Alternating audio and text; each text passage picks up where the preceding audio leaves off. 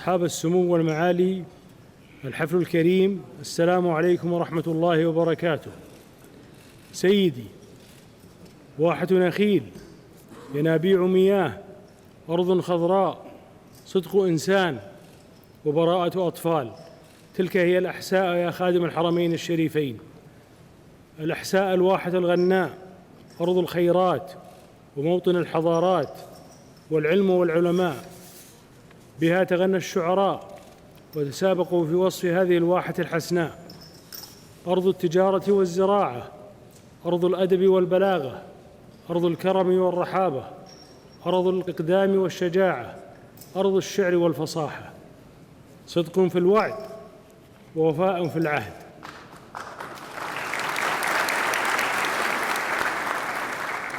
أقيمت على أرضها أول صلاة جمعة في الإسلام بعد مسجد المصطفى صلوات ربي وسلامه عليه، وظل تاريخ الأحساء شاهداً لها إنجازاً ومواقف مشرفة تتوالى من أبناء هذه المدينة العريقة، وصولاً إلى أن بايع أهلها الملك المؤسس طوعاً على السمع والطاعة، وها هم يا سيدي إلى يومنا هذا يؤكدون في الرخاء والشدة مواقفهم المشرفة والعظيمة.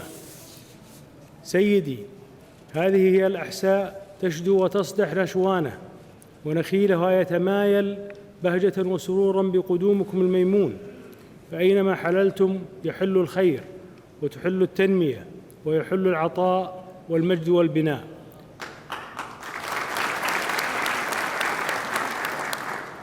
فأهلا ومرحبا بكم يا قائد النهضة وبانيها.